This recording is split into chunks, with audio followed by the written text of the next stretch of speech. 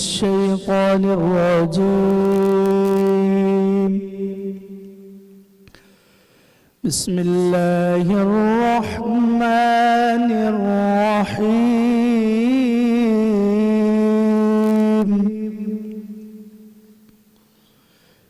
يا أيها المزمل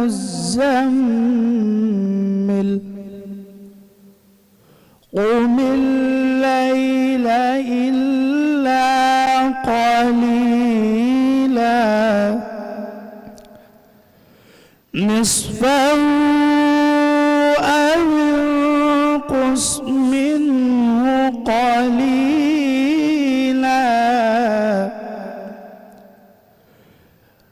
أو زد عليه ورتل القرآن ترتيلا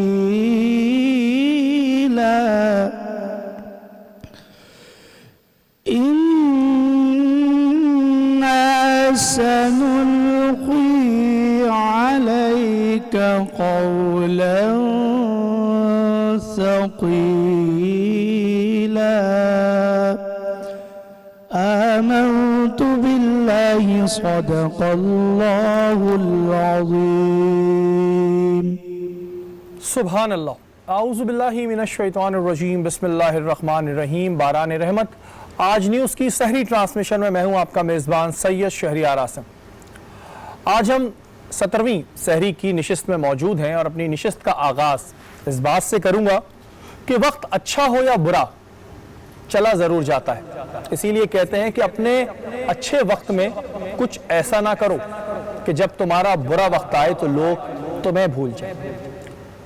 वक्त की अहमियत क्या है? कहते हैं कि गुजरा हुआ वक्त कभी वापस नहीं आता और यह बात बिल्कुल ठीक है। जो काम वक्त पे हो जाए वही अच्छा है। जो लोग वक्त की अहमियत को नहीं समझते उनके लिए क्या हुक्म है? आज 17वीं सहरी है और आज ही के रोज ग़ज़वा-ए बदर हुई थी।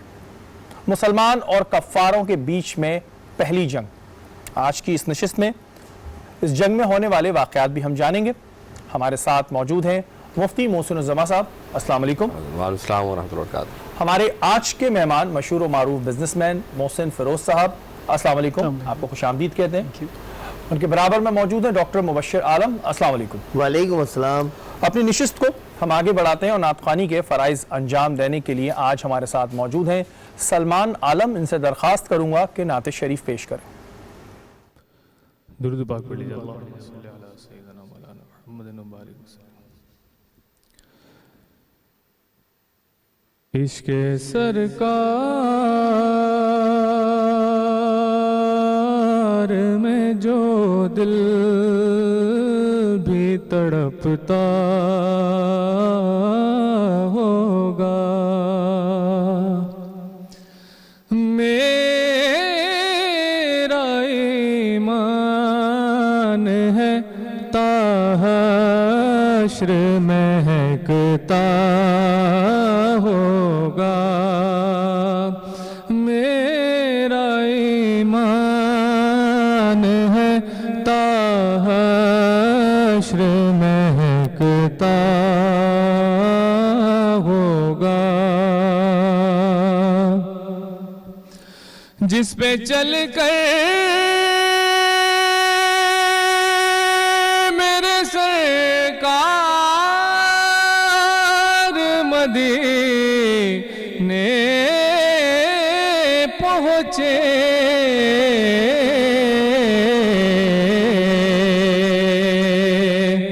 जिस पे चल कर मेरे सरकार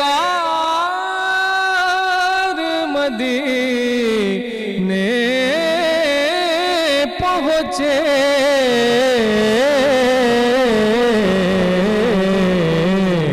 तो कितना खुशबख्त मदीने का वो रास्ता होगा। और मेरे सरकार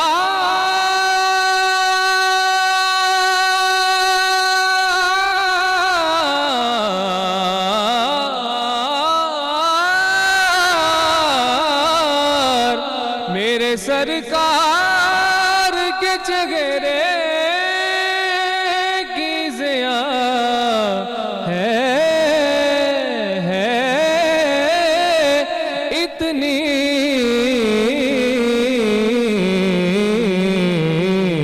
कि शम्स भी देख के आँखों को झपकता होगा, शम्स भी देख के आँखों को झपकता होगा।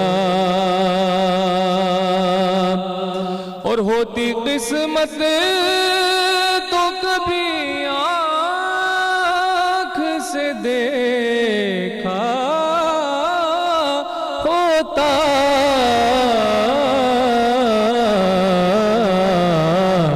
उनका दरबार जो असहाब से सजता होगा। मेरा ईमान है ताहश्र महकता होगा। सुभान अल्लाह, सुभान अल्लाह। सलमान, बहुत खूब, बहुत खूब। आप हमारी नशिस्त पे मेरे ख्याल से पहली बार आए हैं। बिल्कुल पहली बार आए और बहुत खूबसूरत आपकी आवाज़ माशाल्लाह। बहुत सारी दुआएं आपके लिए, अल्लाह ताला बहुत खुशियाँ अता फरमाएं आपको। अपने मेहमान की जानिब बढ़ते हैं। मोहसिन भाई, इस वक्त में सूरत हाल पूरे मुल्क की लॉकडाउन की वजह से बड़ी बुरी है, तो इस वक्त क्या देख रहे हैं आप? क्योंकि आपके माशाल्लाह काफ़ी बिजनेसेस भी हैं। एक बिज़नेस तो आपका फार्मास्यूटिकल का चले, वो तो चल रहा है, इसके अलावा जो दूसरा आपका बिज़नेस है कि क्या लॉसेस देख रहे हैं आप इस वक्त? देखिए जी, इस वक्त जो अनफॉर्चुनेटली पूरी दुनिया में ये जो एक क्राइसिस आया हुआ है, जिससे सारी चीज़ें जो हैं वो बंद हैं और उसके लॉन्ग टर्म जो है इम्पैक्ट है, जो we are as a business man we are seeing at least 1.5-2 साल जो है इसको रिकवर होने में लगेगा, जो आप एक स्मूथ उस पर आएंगे। क्योंकि बहुत सारे जो बिजनेसेस हैं उनमें जो प्रॉब्लम आई है कि जी लोगों के जो माल तैयार हैं वो एक्सपोर्ट नहीं हो सके। बिल्कुल। फिर लोगों के जो है वो अपना रेंट जो है डिफरेंट दुकानों के वो अब कहाँ से पे करेंगे, इतने अरसे से एम्प्लॉयज़ को सैलरी देना। और एज अ बिजनेसमैन जो मैं समझता हूँ कि जी इसमें मतलब गवर्नमेंट जो है वो अपनी तरफ से कोशिश कर रही है, बट इसमें और एफर्ट्स करने चाहिए। और ख़ास तौर पे एज अ बिजनेसमैन हमें उन लोगों का ख्याल ज़्यादा रखना चाहिए जो वाइट कॉलर हैं, जो आपके पास जॉब कर रहे हैं 9 to 5 या 9 to 6। वो बेचारे किसी से हाथ नहीं फैला सकते, मांग नहीं सकते, क्योंकि जो नीचे आपके जो जूनियर लोग होते हैं उनको कहीं ना कहीं से ज़कात और दूसरी चीज़ों में हेल्प हो जाती है। बिल्कुल। और वो बेचारा जो 20-25 या 50-60 हज़ार रुपये की सैलरी अर्न कर रहा है, तो वो किसी के सामने जा नहीं सकता अपनी इज़्ज़त के खातिर, तो उसके लिए सबसे ज़्यादा डिफ़िकल्टीज़ हैं। ट्रू। तो हम बिज़नेस वालों को भी चाहिए कि उनका भी ख़ास तौर पे ख्याल करें और उनको जो है वो जिस तरह से हो सकता है सपोर्ट उनके बच्चों की फ़ीसों में और दूसरी चीज़ों में हमें देखना चाहिए। दूसरे आई बिलीव कि जी हमारे जो सराउंडिंग में लोग हैं, नेबर्स हैं, या आपके यहाँ जो एम्प्लॉय काम कर रहे हैं आपके घरों में, उनका जितना ख्याल कर सकें। क्योंकि अगर आपने ये चीज़ नहीं की तो गॉड फॉरबिड आपके यहाँ जो है वो अपना क्या कहते हैं सिविल वॉर के भी चांसेस हो सकते हैं, क्योंकि कोई भी आदमी बर्दाश्त नहीं करेगा कि उसका बच्चा बीमार हो और उसको मेडिकेशन ना मिल रही हो। सही बात। तो वो किसी भी एक्सटेंट पे जा सकता है। अच्छा मोहसिन भाई, जो आपने बात करी वो बहुत अच्छी बात है और ऐसी सोच रखना भी एक अच्छी बात है, लेकिन जैसा कि आप ही ने कहा कि बहुत से ऐसे लोग थे कि जिनका माल तैयार था, जो बाहर जाना था, कुछ लोगों का अमेरिका जाना होता है, यहाँ जाना होता है, और करोड़ों का माल तैयार है, अब कोई ख़रीदने वाला नहीं है। अच्छा, इस वक्त में मैं ये देख रहा हूँ कि जो स्पेशली बिजनेसमैन हैं वो खुद एक साइकोलॉजिकल इशू का शिकार हो गए हैं। उनमें खुद इतना डिप्रेशन आ गया है कि यार अब आगे क्या होगा, अगर हमारा ये करोड़ों का माल ज़ाया हो गया तो क्या होगा। ऐसी सूरत हाल में फिर वो कैसे ख्याल रखेंगे, क्योंकि वो तो खुद एक प्रेशर का शिकार हुए हैं। देखिए, आई बिलीव एज अ मुस्लिम हमें अल्लाह के हाथ में है सारी चीज़ें, आपका नफ़ा नुकसान सारा उसने लिखा हुआ है, बट डेफिनेटली आपने वेज ढूंढने हैं, क्योंकि ये एक साइकिल है कि कुदरत का एक निज़ाम है, किसी को जो है वो ऊपर की तरफ लेके जाता है और किसी को नीचे की तरफ लेकर आता है।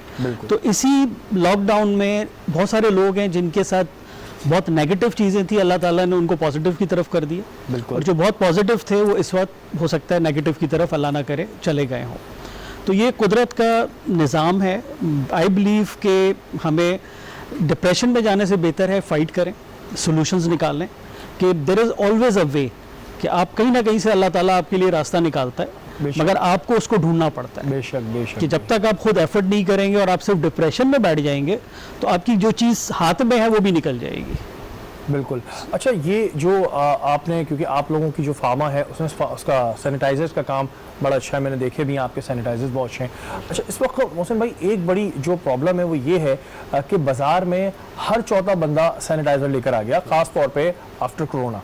और मैंने लालू खेत में भी बनते हुए देखे, और मैंने जो है वो 200 से लेके 300 के भी, और लोगों ने इसमें लाखों रुपए कमा लिया। तो किस तरह हम पहचान करें कि जो एक्चुअल सैनिटाइज़र है वो ये है, और ज़रा सा सैनिटाइज़र के बारे में हमें बताएं। देखिए, अनफॉर्चुनेटली हमारे यहाँ जब भी कोई ऐसी चीज़ होती है तो लोग जो हैं, बहुत सारे अच्छे लोग भी हैं, बुरे लोग भी होते हैं। बहुत सारों ने जो है इसका एडवांटेज उठाया और उन्होंने जो मतलब without any technical support sanitiser बनाने शुरू कर दिए। और सैनिटाइज़र का असल मकसद है कि जो मैं समझ सका हूँ और जो WHO कहता है कि जी इसमें 70% से अबव अल्कोहल लेवल होना चाहिए। जैसे पानी का, जब पानी बॉयल होता है उसका आप कहते हैं जी 100 डिग्री पे जाकर पानी बॉयल होता है, बिल्कुल, या उसके जंप स्केल होते हैं। तो इसी तरीके से कोरोना जो है वो आपका 70% अल्कोहल लेवल है या उससे ऊपर है तो कोरोना किल होता है। अगर वो चीज़ नहीं है तो इसका मतलब है कि आप लोगों की जानों के साथ खेल रहे हैं और नुकसानदेह है। आपने अपने बच्चों को या फैमिली मेम्बर को कहा कि जी मैंने सैनिटाइज़ कर लिया, बट अनफॉर्चुनेटली वो सैनिटाइज़ नहीं हुआ, जो उसकी रिक्वायरमेंट है वो पूरी नहीं हुई। तो उसमें लोगों ने बड़ी ज़्यादती की है, बहुत सारों ने, बिल्कुल। और उन्होंने जो है वो अपना घरों में बैठ के सैनिटाइज़र बनाए गए हैं और वो मजबूरी के तौर पे दुकानदारों ने लिए। तो उसमें मेरी सजेशन है लोगों को कि जी वो किसी अच्छी रेपुटेबल फार्मेसी से या सुपरमार्केट से ख़रीदें। नंबर 1, ब्रांड ज़रूर देखें कौन सा ले रहे हैं। उसके साथ साथ अगर फार्मा कंपनी का है तो उसमें एडवांटेज है कि जी उसके पीछे पूरी टेक्निकल सपोर्ट है, ड्रैप से रजिस्टर्ड है, और फार्मास्यूटिकल कंपनीज़ या जो अच्छी रेपुटेबल कंपनीज़ हैं वो कभी अपनी साख को ख़राब नहीं करेंगी और उनकी कोशिश होती है कि वो ईमानदारी से अच्छी चीज़ बनाएं। बिल्कुल, इससे रिलेटेड और भी बहुत सारे सवाल हैं, लेकिन ये बात जो मोहसिन भाई ने कही बिल्कुल ठीक है। बहुत ही दुख की बात है कि आपने लोगों की ज़िंदगियों से खेला, स्टिकर लगा लगा के बस, और एक वो बॉटल में पता नहीं क्या डाल के आप लोग देने लगे। मैंने काफ़ी जगहों पे देखा है, दुकानदार भी ख़रीद लेते हैं और वो मजबूरी का नाम क्या है या क्या क्या, लेकिन आप लोगों की ज़िंदगी से खेल रहे हैं। एक बेचारा गरीब वो ख़रीदता है, अपने बच्चे के हाथ पर लगाता है और ये सोचता है कि मैंने अपने बच्चे को सैनिटाइज़ कर दिया, और अगर खुदा ना खास्ता ये मर्ज़ उसको लगता है तो इसके ज़िम्मेदार सबसे बड़े वो लोग जो काम कर रहे हैं। लेकिन मुझे समझ नहीं आता मैं किन लोगों को समझा रहा हूँ, क्योंकि ये वो लोग हैं, ये वही लोग हैं जो रमज़ान मुबारक आते ही जो है अशिया खुर्दनोश की कीमतें बढ़ाते हैं। ये वही लोग हैं जो नाजायज़ मुनाफाखोरियाँ कर रहे होते हैं। ये वही लोग हैं जो जमा कर लेते हैं चीज़ें, ज़ख़ीरा अंदोज़ी कर लेते हैं। बस अल्लाह ताला जो है इन्हें हिदायत दे। मोहसिन भाई, आपकी जानिब आऊँगा, और हम वक्त की अहमियत पे बात करने से पहले मैं चाहूँगा कि ग़ज़वा बदर के बारे में हमें बताएं कि ग़ज़वा बदर कब हुई, कहाँ हुई और उसके होने की वजह क्या थी। औज़ु बिल्लाहि मिनश शैतानिर रजीम, बिस्मिल्लाहिर रहमानिर रहीम। ग़ज़वा बदर ये इस्लाम की वो जंग अज़ीम है जिसने अल्लाह ताला की मदद नुसरत और अल्लाह के रसूल अकरम सल्लल्लाहु अलैहि वसल्लम की शान और दीन इस्लाम की शान को उजागर करके दिखाया। इस दिन को हम यौमुल फ़ुरक़ान कहते हैं। कुरान इसे यौमुल फ़ुरक़ान कहकर मुखातिब करता है, और कुरान ये बताता है कि ये फ़र्क करने वाला दिन है हक़ व बातिल में, और ऐसे फ़र्क करने वाला दिन है कि मेरे आका अलैहिस्सलाम इस जिसे ग़ज़वा बदर कहते हैं इसमें खुद शामिल हैं, और जो 313 सहाबा कराम हैं उनके लिए ख़ास दुआएं कर रहे हैं, और यहाँ तक कि हुज़ूर पूरी रात सजदे में हैं और अल्लाह से एक ही इल्तिजा करते हैं कि ए अल्लाह, ए मेरे मालिक, मैं सारे जो मैंने इतनी जो सालों मेहनत की है ताइफ के मैदान में, जो जिस तरह लोगों ने मुझे तंग किया, मैं दीन की जो खिदमत की, जो दीन इस्लाम का पैगाम पहुँचाया, और जो 313 ये इकट्ठे किए, मैं सबको यहाँ ले आया हूँ। अब अगर इन्हें कुछ हो गया तो अल्लाह, अगर ये दुनिया से चले गए तो क़यामत तक कोई नाम लेने वाला तेरा ना होगा। बेशक। ए अल्लाह, तो इन पर रहम व करम फरमा, इनको फ़तह और नुसरत अता फरमा। अब हदीस पाक का मफ़हूम ये तो मुराद है कि मेरे आका ख़ास दुआएं फरमा रहे हैं। अब वजह क्या है ग़ज़वा बदर की, पहले तो मैं आपको जी। अबू सुफियान जो कि मक्के के ज़ाहिर सी बात है रईसों में से थे, तो होता ये था कि अहले कुरैश जो है ना अपना माल जो है मुख्तलिफ मुल्कों के अंदर बेचा करते थे। तो मक्के से एक शख्स जाता था तो वो एक ही शख्स को अपना सारा माल या पैसा देते थे कि भाई ठीक है, तुम जब वापस आओ तो हमारे माल से जो तिजारत हो हमें वो मुनाफा दे दो। तो ऐसे ही हुआ कि अबू सुफियान पहले कुरैश का माल लेके गए, लेकिन इसके पीछे एक मकसद था। हर मरतबा, क्योंकि जाहिर सी बात है 1.5 साल का सफ़र चुका, हुजूर मदीने में पहुंच चुके थे, कई मरतबा तजारत के लिए सफ़र किया, लोग सहाबा यानी कराम ने भी देखा, वहाँ अहले कुरैश भी आए गए, लेकिन इस मरतबा क्या हुआ कि इनका एक मकसद था कि जो पैसे आएंगे ना, जो हमें मुनाफा होगा, वो हम नाउज़ुबिल्लाह मुसलमानों के ख़िलाफ़ इस्तेमाल करेंगे। जब ये बात, जाहिर सी बात है मेरे आका अलैहिस्सलाम, अल्लाह ताला ने बड़ा नवाजा मेरे आका अलैहिस्सलाम को, अल्लाह के रसूल ने को जब पता लगी कि मुल्क शाम से अबू सुफियान वापस आ रहा है और एक काफ़िला है और सारा मुनाफा और सब यानी कि वहाँ से वापस जब हुई, तो हुजूर ने सहाबा कराम को फरमाया कि हम इसे रोकेंगे और बताएंगे कि तुम जो हमारे मोमिन भाइयों के साथ, मेरे आका की जो उम्मतियों के साथ जो तुम करते रहे हो, ये तुम ठीक नहीं कर रहे। अब ऐसा ही हुआ कि अल्लाह के रसूल सल्लल्लाहु अलैहि वसल्लम उस काफ़िले को रोकने के लिए, कि ना कि कुरैश मक्का से लड़ने के लिए नहीं गए, बल्कि उस काफ़िले को रोकने के लिए 313 सहाबा कराम को लिया और आप मदीनतुल मुनव्वरा से आप रवाना हुए। फिर हुआ ये कि अबू सुफियान को ये बात पता चल गई, वो शाम से निकल चुका था, तो उसने फ़ौरन क्या किया, एक बंदा रवाना किया और एक कुरैश को ख़बरदार करने के लिए कि देखो मुसलमान हमारे साथ ऐसा करने वाले। इधर जब अबू जहल को पता लगा, वो मक्के में मौजूद था, तो उसने तमाम जो दुश्मनी जो कहते हैं कि वो जो बोझ था वो अपने उरूज पर आ गया, और अहले कुरैश के जितने भी सरदार थे और जितने भी बोझ रखने वाले थे और जो मुशरिकीन थे, तमाम को इकट्ठा किया और इकट्ठा करके आप अब हमें इनसे बदला लेना है, क्योंकि ये देखो ये हमारे काफिले को नाउज़ुबिल्लाह लूटने वाले हैं, और ये मुसलमान ऐसा ना हम पर हावी हो जाए। फिर 1000 का लश्कर वहाँ तैयार हुआ जो मक्का से निकला बदर के मुकाम के लिए।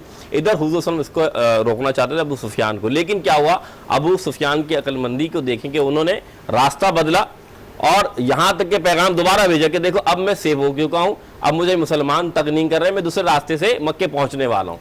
लेकिन अबू जहल को ये पता लगा तो उसने कहा नहीं, अब तो हम निकल चुके हैं, अब तो हम मुसलमानों से लड़ेंगे, हम अपना बदला लेंगे, हम इनके साथ जो है जुल्म करेंगे। तो हुआ ऐसा ही कि अल्लाह के रसूल सल्लल्लाहु अलैहि वसल्लम 313 सहाबा कराम को लेकर बदर के मुकाम पर, अल-मुख्तसर करूँगे वक्त बड़ा कलील है, और वो 1000 का लश्कर है। यहाँ मेरे आका के पास अगर आप देखिए तो 2 घोड़े हैं। बिल्कुल, मैं उसी तरफ आ रहा था कि हथियार कितने थे और काफिरों के पास कितने हथियार थे। बिल्कुल, अब देखिए वहाँ तो वो नेज़े से भी लेस थे, तलवार भी बेशुमार थे, सवारियाँ भी बेशुमार थी, और फिर खाने के लिए बल्कि गाने बजाने वालियाँ और हर तरह का मशरूब उनके पास था, यानी दुनिया की हर रानाइयाँ उनके पास मौजूद थी। यहाँ अगर आप देखें तो 2 घोड़े हैं, 6 ज़रे हैं और 8 तलवारें, 8 तलवारें। और देखा जाए अल्लाह के रसूल सल्लल्लाहु अलैहि वसल्लम 313 सहाबा को लेकर वहाँ चले हैं और 1000 का वहाँ लश्कर है। अल्लाह के रसूल सल्लल्लाहु अलैहि वसल्लम ने वहाँ अल्लाह के मोहब्बत का पैगाम तो पहुँचाना ही था, लेकिन जब काफिरों ने ना माना तो फिर अल्लाह ताला के रसूल ने जिहाद का ऐलान किया और अल्लाह ताला ने नुसरत अता फरमाई। बिल्कुल जी, ग़ज़वा बदर के हवाले से और भी बहुत चीज़ें जानेंगे। और आप ये देखें कि यहाँ मुसलमानों की तादाद इतनी कम और साजो सामान नहीं, और वहाँ कफ़ार साजो सामान भी और तादाद भी, फिर भी जीत हमारे नसीब में हुई। और यही इस्लाम का असल मकसद है, और यही चीज़ है कि जब आपका ईमान पुख्ता होता है, आप अल्लाह पे यकीन रखते हो, तो ऐसी फतह मिलती है। इस पर और भी बहुत सी चीज़ें हम पूछेंगे। अब वक्त एक ब्रेक का, ब्रेक के बाद हाज़िर होता है।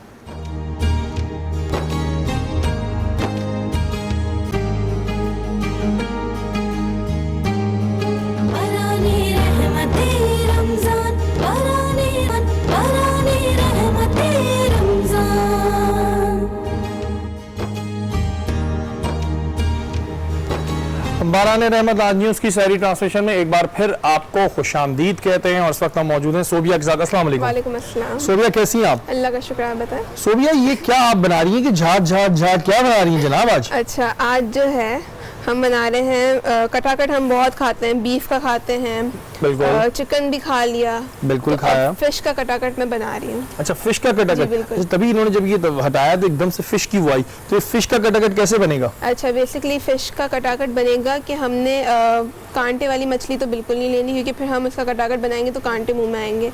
आपने बेसिकली फिंगर फिश लेनी है, उसको हमने नमक लगा के रख दिया ताकि उसकी हींग खत्म हो जाए हाफ।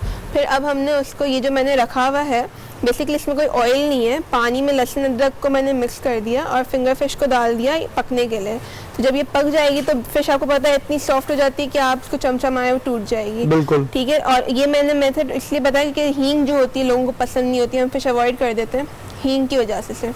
तो इससे क्या होगा, हींग खत्म हो जाएगी। जब इसका पानी ड्राई हो जाएगा तो हम इसमें बटर डालेंगे, ऑयल डालेंगे, इसको फ्राई करेंगे। फ्राई करने के बाद टोमेटो प्यूरी जाएगी और हमारे सारे ड्राई मसाले जाएंगे जिसमें है काली मिर्च, नमक, चाट मसाला, गरम मसाला, लाल मिर्ची, हल्दी, धनिया, जीरा पाउडर, कसूरी मेथी। ठीक है। ये डालने के बाद हम इसको फुल पकाएंगे फुल आंच पे। टमाटर का जो पानी है वो ड्राई हो जाए। आफ्टर दैट हम डालेंगे इसमें दही, 1 कप दही डालकर हम इसको फुल कटाकट की तरह जो हम करते हैं कटाकट, हाँ ठीक है, एग्जैक्टली वही वाली आवाज़ आएगी, वही आपने करना है। और फिर इन दी एंड हम इसमें कसूरी मेथी डालेंगे और ये रेडी हो जाएगा। ये रेडी हो जाएगा। और अभी जब हम शो कर रहे होंगे तो हमें वो आवाज़ आएगी कट कट कट, तो समझ जाइएगा तो टेक्निकल प्रॉब्लम नहीं है, वो सोबिया कर रही हैं जी। चलें आज हम फिश कटाकट भी खाएंगे सोबिया के हाथ से। और इस वक्त हमारी नशिस्त पे मौजूद हैं अलमास नायाब। हर साल हमारी नशिस्त पे आती हैं माशाल्लाह, और जब भी मैं इनको सुनता हूँ तो इनकी आवाज़ में मैं मज़ीद खूबसूरती देख रहा हूँ। इनसे दरख्वास्त करूँगा कि वो नात शरीफ पेश करें। ज़हे मुक़द्दर हुज़ूरे हक़ से सलाम आया, बयान आया, झुकाओ नज़रें, बिछाओ पलके, अदब का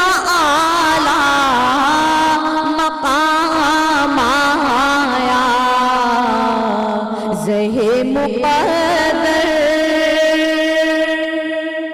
ये कौन सर से कफन लपेटे चला है उल्फत के रास्ते पर। ये कौन सर से कफन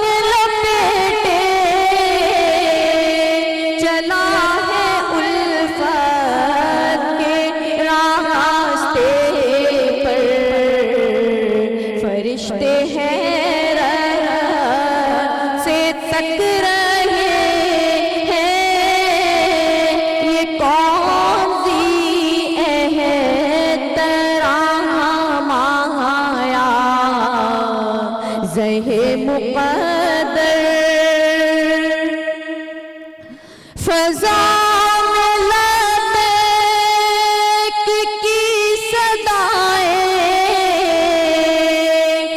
फरिश्ता अर्श गूंजती हैं, फ़ज़ा में लबैक की सदाएं ज़फ़रिश्ता अर्श गूंजती हैं।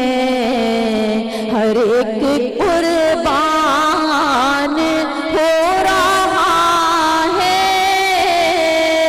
ज़बां पे ये किसका नाम आया, ज़हे मुक़द्दर हुज़ूरे हक़ से सलाम आया, प्याम आया, झुकाओ नज़रें, बिछाओ पलके, अदब का आला मकाम आया। सुभान अल्लाह, बहुत खूब मेरी बहन, बहुत खूब माशाल्लाह। अल्लाह ताला आपको बहुत सारी खुशियाँ दे और बहुत खूबसूरत आवाज़ है, हर साल हम इनको सुनते हैं माशाल्लाह। और डॉक्टर मुबश्शिर आपकी जानिब आऊँगा। एक जगह हम बात कर रहे थे वक्त की, क्या वजह है कि आजकल लोग जो है वक्त को इतनी अहमियत नहीं देते, जबकि कहते हैं गुजरा हुआ वक्त वापस नहीं आता। लेकिन हमारे यहाँ ये होता है कि लोग वक्त बहुत ज़ाया करते हैं। आपको टाइम देंगे कि जी इतने बजे पहुँचना है, लेकिन पहुँचेंगे 1 घंटा लेट, 2 घंटा लेट। ये सारी बातों की वजह क्या है, क्या समझते हैं आप? बिस्मिल्लाहिर्रहमानिर्रहीम। शेर भाई, अमूमन जो हमारे यहाँ जो मामला देखे जाते हैं वो क्या है, वो शादी ब्याह की तकरीबात हों या आम दिनों में और दूसरे प्रोग्राम्स हों या किसी से वादा किया जाए, अमूमन ये देखा जाता है कि घंटे 2 घंटे लेट पहुँचते हैं और उसमें अपनी खुदनुमाई महसूस करते हैं कि जी इसमें बड़ी अच्छी बात है कि हम लेट पहुँचेंगे, लोग हमारा इंतज़ार करेंगे। जबकि एक तरह से ये वादा खिलाफ़ी भी है और वादा खिलाफ़ी का गुनाह तो मुफ्ती साहब कई मरतबा बता चुके हैं कि किस तरह उसका गुनाह अज़ीम मिलता है हमें। फिर दूसरा, ये वक्त की कदर नहीं करते हैं। शरीफ भाई ये याद रखें कि जो वक्त की कदर नहीं करता, वक्त उनकी कदर नहीं करता। बिल्कुल। और अमूमन यही होता है कि जब वो वक्त निकल जाता है तो फिर हाथ मलते रह जाते हैं और कुछ हासिल हुसूल नहीं हो पाता और कहते हैं कि क्या हो गया, हमारे साथ क्या ज्यादती हो गई। उल्टा यानी कि चोर कोतवाल को डांटता है, उल्टा चोर कोतवाल को डांटता है, बिल्कुल। कि जी हमारे साथ क्या ज्यादती हो गई। अपने आप का एहतसाब नहीं करते कि हमने क्या किया है। जो वक्त हमारी तंदुरुस्ती का था, ताकत का था, भले कि हम ज़हीन थे, उस वक्त हमने पॉजिटिव काम क्यों नहीं किए। जिस तरह शुरू में इंट्रो में आपकी गुफ्तगू थी कि अगर पॉजिटिव काम कर लेते तो उन पे जब कोई बुरा वक्त आता तो लोग उनके लिए सपोर्ट के लिए खड़े होते और लोग उनके लिए जो है दुआएं करते और उनको सपोर्ट करते। लेकिन ऐसा नहीं होता। वो अपनी मैं के अंदर, अपनी खुदनुमाई के अंदर, अपनी तसन्ना और बनावट के अंदर, चाहे वो किसी भी ओहदे पर हो, सरकारी ओहदे पर हो या पॉलिटिकल किसी ओहदे पर हो, और बड़ी माजरत के साथ अब तो कुछ मजहबी लोग भी इस तरह के हैं कि जो अपने आप को मजहबी कहते हैं लेकिन उनकी भी हरकत जो है वो आम आदमी की तरह है। जबकि उन जितना ज़्यादा बंदा इल्म रखेगा उतनी ज़्यादा उससे उसके अंदर शाइस्तगी, बिल्कुल उसके अंदर बिल्कुल शाइस्तगी आएगी। और ये चीज़ जो हमारे यहाँ है ना कि वक्त को ज़ाया करने का ये बड़ा होता है हमारे यहाँ कि जी अभी घर से निकल रहे हो, फ़ोन करता है, वो नीचे खड़ा हो निकलता है घर से। ये बहुत सारी प्रॉब्लम्स होती हैं। मौसम भाई आपकी जानिब आऊँगा। उस वक्त हमारी बात हो रही थी सैनिटाइजर्स के हवाले से, तो आपने कहा कि कोई अच्छी जो कंपनीज होती हैं वहाँ से लेना चाहिए, बिल्कुल। लेकिन मौसम भाई ये एकदम क्या हुआ था कि सैनिटाइजर्स बिल्कुल शॉर्ट हो गए थे और बाज़ारों में मिल नहीं रहे थे, जिसके बाद ये इस तरह 2 नंबर माफिया है इसको बड़ा चांस मिला। तो वजह क्या थी कि तैयार नहीं थे लोग कि एकदम इतनी ज़्यादा नीड हो जाएगी, शॉर्ट बहुत हो गए थे। एक्चुअली हमारे यहाँ अनफॉर्चुनेटली सोशल मीडिया से जो एक पैनिक फैली थी जिसमें कहा गया था कि जी शायद दुकानें बंद हो जाएं, जिसमें कहा जा रहा था कि जी सारी राशन वगैरह शायद शॉर्ट हो जाएगा, तो लोगों ने पैनिक होकर जो जिसको नज़र आ रहा था उसने जो, जैसे मैं किसी शॉप पे गया, उन्होंने कहा जी एक साहब आए मुझे 2000 पीसेस दे दीजिए। अच्छा। वो इतना पैनिक हुए थे। तो इस तरह से लोगों ने डर के मारे जो है वो बहुत सारी उस पर करी और उस पर जो प्रोडक्ट अवेलेबल थी उन्होंने वो उठा ली। अब उसमें अच्छे बुरे सारी चीज़ें जो है वो लोगों के घरों में चली गई। ठीक है। पर उसके बाद आहिस्ता आहिस्ता, क्योंकि यहाँ पर जो है वो लोग तैयार नहीं थे, क्योंकि पहले गिनती की 3-4 कंपनीज बनाती थी। सैनिटाइजर पहले यूज होता था सिर्फ एज आपने कहते हैं ना खाने से पहले या किसी रेस्टोरेंट में गए, सैनिटाइजर का नाम ही नहीं पता। एग्जैक्टली, उसका कोई कॉन्सेप्ट ही नहीं था। तो सैनिटाइजर सिर्फ यूज होता था कि यार आपने एक 50% जर्म्स अपने किल कर दिए। बट जब ये कोरोना का इशू आया उस वक्त लोगों को समझ आया कि यार ये एक नेसेसिटी है और एक लाइफ का हिस्सा बन गया है, क्योंकि अब ये जो सैनिटाइज़र है ये आपकी लाइफ में लॉन्ग टर्म चलेगा, क्योंकि आपको इस वक्त हमेशा रखना पड़ेगा। और अनफॉर्चुनेटली हमारे यहाँ ज़ाहिर है सफाई का इतना ख्याल नहीं होता बहुत सारी जगहों पे। बिल्कुल। तो इवन इंटरनेशनली जो लोग हैं यूरोप और अमेरिका में, उनके लिए नेसेसिटी बन गया, तो हमारे लिए तो इट्स कंपलसरी बन गया। बिल्कुल। तो हमें इसको लेके चलना है। तो इसी को देखते हुए बहुत सारी कंपनीज आई, जैसे हम लेकर आए अपना जेस्टाइस के नाम से सैनिटाइज़र, जो WHO के स्टैंडर्ड के मुताबिक है और उसमें जो है वो अपना PCSIR से जो है वो टेस्ट हुआ है। और बहुत सारे जो बड़े हॉस्पिटल्स हैं वो हमसे ले रहे हैं जेस्टाइस को। माशाल्लाह। अच्छा, ये जो सैनिटाइजर बनते हैं इसके लिए मशीन्स चाहिए होती हैं, इसका बनाने का तरीका जो होता है प्रॉपर एक वो होता है, किस तरह बनता है, किस तरह? देखिए ये रॉकेट साइंस नहीं है, ये फॉर्मुलेशन है जिसको मिक्स करके पैक किया जाता है। ठीक है। मगर उसमें भी आप देखते हैं कि उसके लिए हाइजीन बहुत जरूरी है। Hygiene is very important. माहौल, एग्जैक्टली, हाइजीन इंपॉर्टेंट है। आपके लोग जो बना रहे हैं वो कितने सेफ और सिक्योर हैं वो इम्पॉर्टेंट है, ख़ासतौर पे आजकल के दौर पे कि जी उनका टेस्ट हो रहा है प्रॉपर, उनका टेम्परेचर लिया जा रहा है, वो ग्लव्स पहने हुए या नहीं पहने हुए। तो ये सारी चीज़ें बड़ी इंपॉर्टेंट है, क्योंकि वरना अदरवाइज़ आप इसको ट्रांसमिट कर सकते हो दूसरों के साथ। अच्छा मौसम भाई, आपने शुरू में कहा था कि गवर्नमेंट अपने तौर पे इक़दाम कर रही है, मज़ीद आप क्या देखते हैं कि गवर्नमेंट को और क्या इक़दाम करने चाहिए जिससे जो बिज़नेस कम्युनिटी है वो एक तो ऊपर आए? क्योंकि अभी एक मसला नया सुनने में आया कि जी वफाक कह रही है कि हम लॉकडाउन ख़त्म कर देंगे, बट सिंध कह रही है कि नहीं, स्टिल लॉकडाउन रहेगा। एक तो हम आप सब इसी कंफ्यूजन में फंसे हैं कि एक्चुअल होगा क्या। तो आपके पास क्या सजेशंस हैं जो आप गवर्नमेंट को देना चाह रहे हैं, स्पेशली मैं सिंध गवर्नमेंट की बात करूंगा कि ये चीजें उन्हें फौरन देखनी चाहिए? देखिए, उन्होंने जैसे एक एक्सपेरिमेंट किया कि उन्होंने सुपरमार्केट्स वगैरह खोली, उसके SOPs बनाए, वहाँ पे लोग ले रहे हैं। अब लोगों को भी एक एजुकेशन आ गई है, अवेयरनेस आ गई है, दुकानदार को भी आ गई है। तो इसी तरीके से जब तक आप अपने लोगों को एजुकेशन नहीं देंगे, उनको मौका नहीं देंगे, उनके साथ जो दुकानदार है वो इन्वॉल्व हो।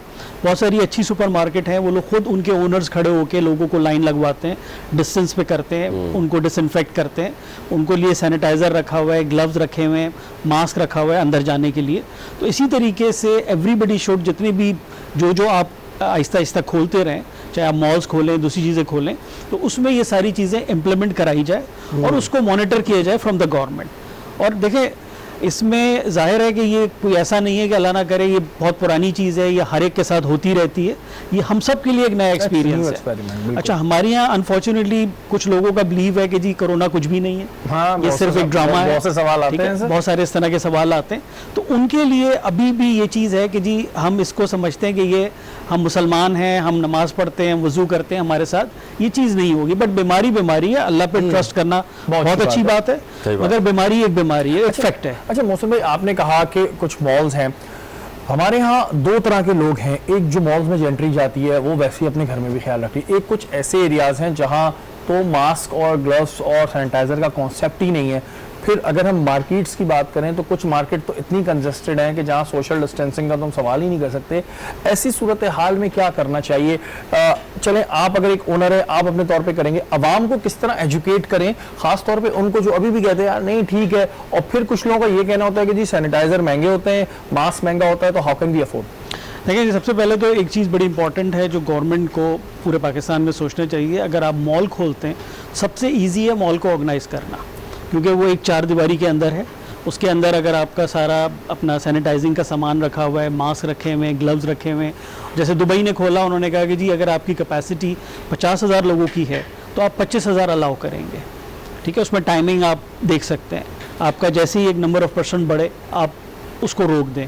दुकान पे आप मॉनिटर कर सकते हैं कि जी आपकी अगर एरिया है 1000 स्क्वायर फीट, तो आपने 10 लोगों से ज़्यादा अंदर नहीं जाने देना। तो मॉल्स को जो है वो सबसे आसान है कंट्रोल करना। तो इसके अलावा जो बाहर शॉप्स हैं, दूसरी चीज़ें हैं, मैंने जैसे बताया कि जी जब तक हम लोगों को मौका नहीं देंगे करने का, तो ज़ाहिर है डेफिनेटली उसके बगैर हो नहीं सकता। आप जोड़िया बाज़ार वगैरह जाएँ, वहाँ पे आपने देखा होगा कितना रश है, वो भी चीज़ एक चल रही है ना। तो इसी तरीके से आप ग्रेजुअली जो है वो जितना जल्दी हो सके इसको चीज़ों को खोलेंगे, लॉकडाउन ख़त्म करेंगे, तो आप कंट्रोल कर सकते हैं। वरना आप इंतज़ार में ही रहेंगे कि जी कब तक होगा। उस वक्त तक बहुत सारी चीज़ें हमारे हाथ से निकल चुकी होंगी, अल्लाह ना करे, और कंट्रोल से बाहर हो जाएंगी। अच्छा मौसम भाई, आप समझते हैं कि जो, क्योंकि अब ये एक लाइफ टाइम एक समझ लीजिए चीज़ हमारे साथ है कि हमें मास्क भी रखना है, सैनिटाइज़र भी करना है, तो इसको अब एक हुकूमत की जानिब से बनाने वालों को इतना रिलीफ देना चाहिए कि ये कीमत में इतना हो जाए कि हर बंदा अफोर्ड कर सके। इस बारे में कुछ है आपके प्लान्स हैं? बिल्कुल जी, जैसे जितने भी ऐसे अब जो एक हर इंसान की लाइफ का हिस्सा बन गया है, जैसे मास्क है, सैनिटाइज़र है, अपना इसका जो थर्मोमीटर गन्स हैं, इन चीज़ों पे ड्यूटीज़ जो हैं वो ख़त्म करनी चाहिए। जो अगर हैं कोई ड्यूटीज़ वो ख़त्म कर देनी चाहिए। अगर कोई सेल टैक्स वगैरह है वो ख़त्म कर देने चाहिए, ताकि हर एक के हाथ में जो है ये अमीर हो गरीब हो उसके रीच में ये चीज़ें आ जाएँ। क्योंकि ज़ाहिर है एक गरीब है वो देखता है कि जी मास्क जो पहले 10 रुपये का मिल रहा था आज 25 रुपये का, 50 रुपये का मिल रहा है, तो वो अफोर्ड नहीं कर सकता। वो उसके 6 बच्चे हैं, कहाँ से फैमिली मेम्बर है, वो कहाँ से उसको अफोर्ड करेगा कि जी उसने रोज़ मास्क बदलना है। अगर इन चीज़ों को सब्सिडाइज़ किया जाए, इनको सस्ते चीज़ों पे किया जाए, ताकि हर आदमी जो है वो अफोर्ड कर सके और अपने आप को बचा सके। अभी भी आप देख रहे होंगे, कोई भी अगर बहुत सारे लोग हैं जो बेचारे अगर उनको 6 मास्क चाहिए तो 300 रुपये बन जाते हैं, तो वो कहते हैं यार इम्पॉसिबल है। ये बात जी बड़ी अच्छी एक सजेशन है गवर्नमेंट के लिए कि वो तमाम चीज़ें जो अब बड़ी हमारे लिए ज़रूरत बन चुकी है और अब हमें नहीं पता कब तक है, और वैसे मेरे ख्याल से अभी एक लाइफ का हिस्सा ही बन जाएंगी, तो इनकी मुझे नहीं पता कि इनकी ड्यूटीज़ क्या होती हैं, लेकिन इनके बनाने वालों को इतना रिलीफ देना चाहिए कि वो कॉस्ट में कमी आ जाए। अगर मास्क है तो वो मेरे ख्याल से 1 रुपये के 2 मिलने चाहिए, कुछ ऐसा प्लान करें ताकि अगर आप चाह रहे हैं, वाकई में आप चाह रहे हैं कि भाई हम उस मसले से लड़ें, कि जो एक गरीब बंदा है, जैसे कि मोहसिन मैंने बताया कि अगर 50-50 रुपए के लिहाज से से उसके 300 रुपए का मास्क हो जाएगा तो 9,000 रुपए के वो मास्क लेगा? इम्पॉसिबल है। तो ये सारी चीज़ों पे हुकूमत को सोचना चाहिए। वक्त तो एक ब्रेक का, ब्रेक के बाद हाजिर होता है।